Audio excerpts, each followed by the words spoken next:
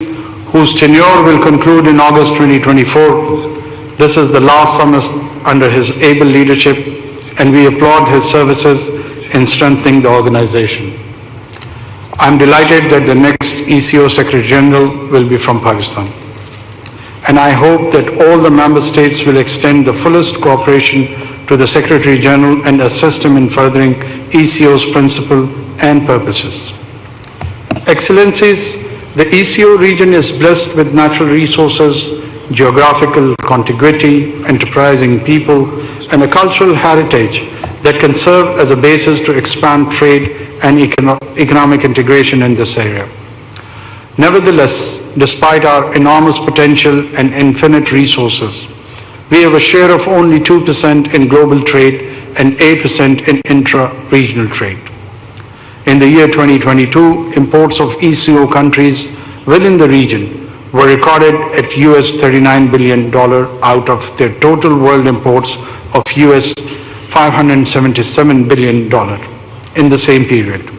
Likewise, the exports of ECO countries within the region stood at only $46 billion against the total world exports of US $459 billion. This shows how the region has still not been able to achieve its true potential of increasing exports from the ECO region to the world, as envisaged in the ECO Vision 2025.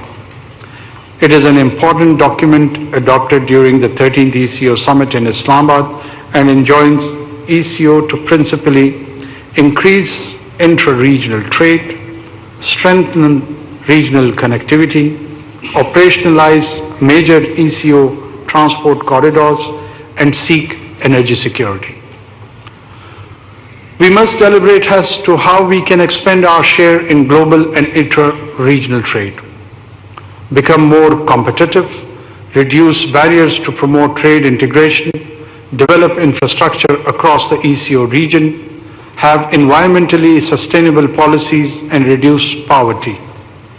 There are lessons to be learned from the countries that have miraculously reduced poverty and used regional economic integration as a vehicle in a short span of time.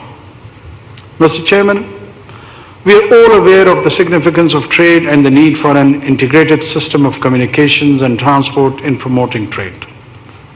Corridor-based approach adopted by the ECO to maximize its potential was a step in the right direction. Transport Framework Agreement, as well as Fund for TTFA's implementation, envisage the following corridors: KTAI, Kyrgyz Republic, Tajikistan, Afghanistan, Iran; ITI, Islamabad, Tehran, Istanbul; KTI, Kazakhstan, Turkmenistan, Iran; and PIT, Pakistan, Iran, Turkmenistan.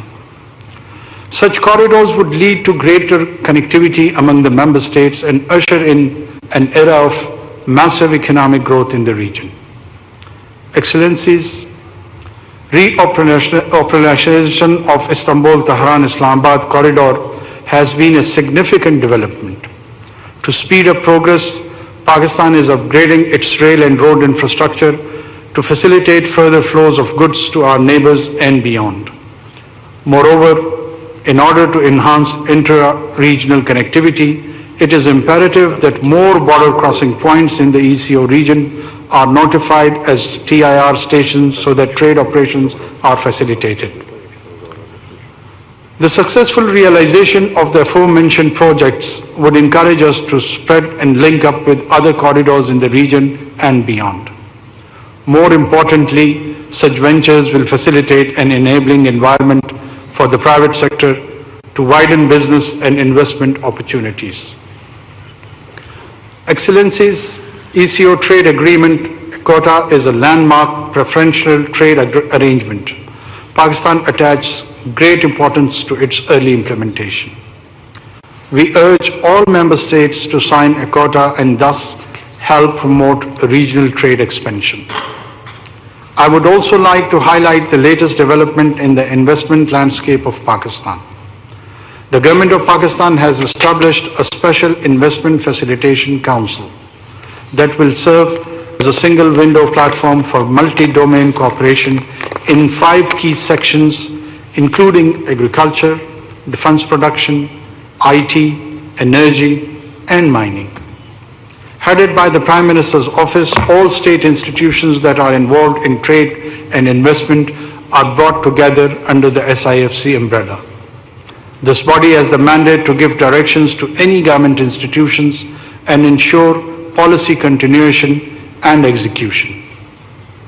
Mr. Chairman, we are all aware of the fact that Afghanistan plays a critical role in regional connectivity. Connectivity projects such as CASA 1000, Trans-Afghan Railways, TAPI, and others are not merely economic projects, they are also strategic investments in our shared future. Pakistan therefore looks forward to working closely with other ECO member states towards the shared goal of building a peaceful, prosperous, and interconnected Afghanistan. Excellencies, as we speak, a grave humanitarian crisis is unfolding in Gaza. The incessant and lethal bombardment of Gaza by the Israeli forces is a deplorable act which calls